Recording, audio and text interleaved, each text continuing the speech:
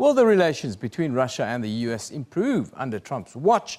And is Russia willing to work together with Trump? Now, to answer all these questions, we are joined from our Pretoria studio by the Russian ambassador to South Africa, His Excellency Milkail Petrakov. Very good morning to you, Mr. Petrakov, and thank you for joining us on Newsroom. Good morning, and thank you for having me here.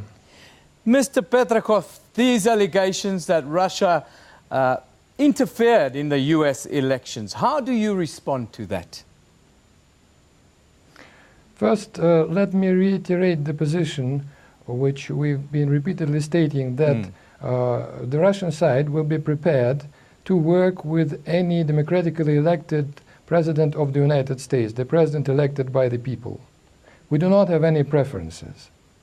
What you are saying about is just allegations of fake news with no proofs.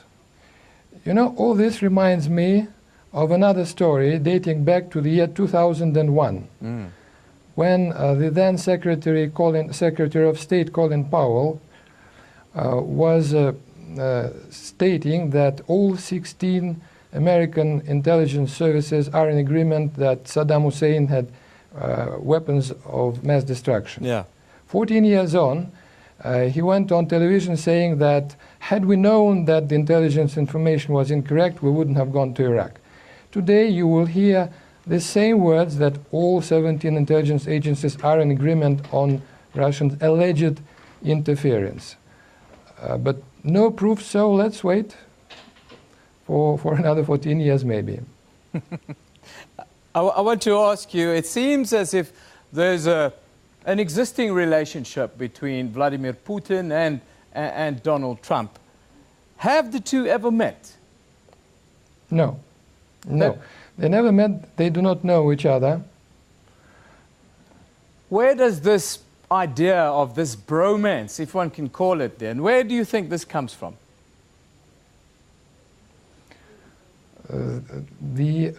Let me state first our position. We, as I've said, are prepared to work with any American administration, and we are watching quite closely all public signals which we were getting from Donald Trump and his team.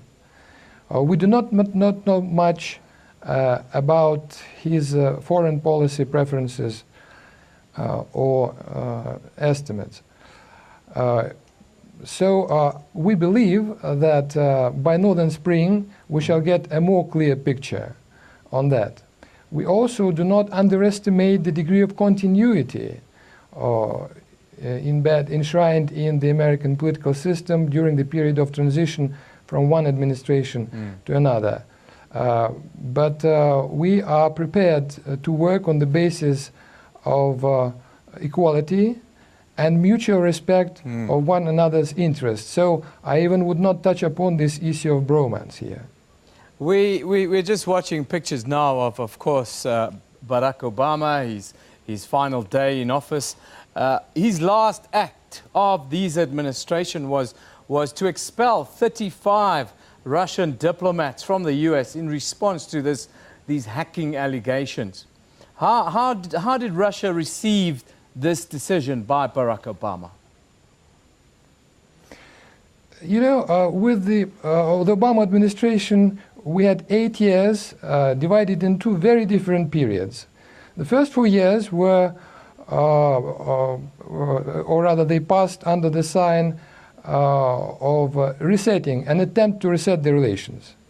The other 4 years was a consistent work by the Obama administration on destroying the edifice and even the foundation of Russia-US relationship. And the fact you've mentioned, the decision on sending off 35 Russian diplomats was just one of the acts in the long chain of acts, including sanctions, including in deployment of ballistic missile defense elements close to our border, including the deployment of US troops in Europe close to our borders. So as I've said, this is an event in the whole chain of the same. But while formulating our reaction to sending off our diplomats, we took into account that it was the action of the outgoing administration.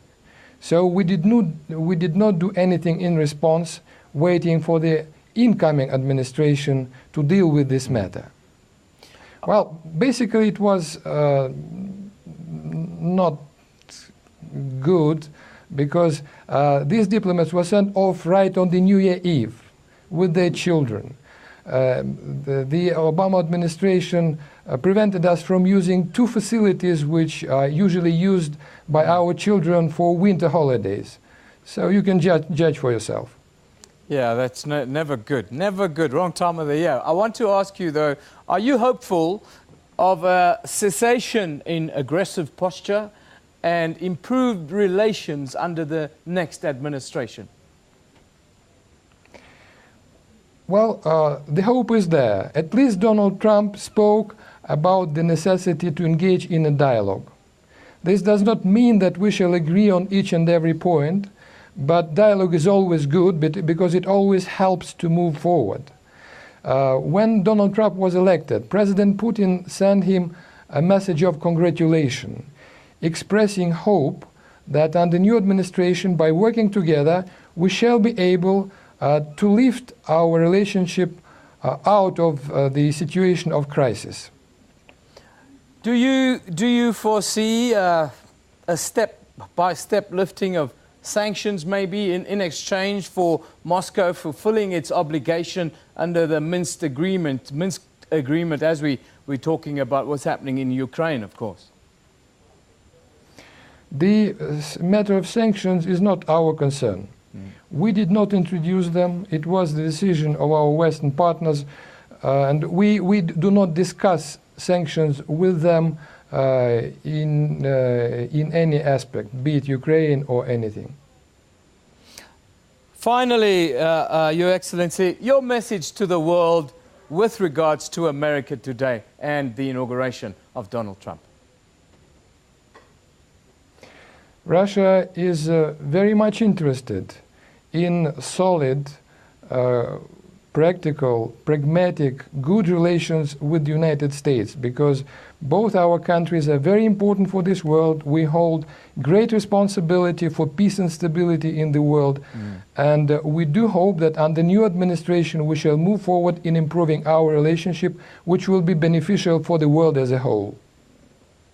Your Excellency, I thank you for joining us today. That's the Russian ambassador to South Africa, His Excellency Mr. Milkail Petrakov, coming to you live from our studios in Pretoria, talking about, well, ahead of the inauguration of Donald Trump, which will happen, of course, in Washington in a couple of hours' time.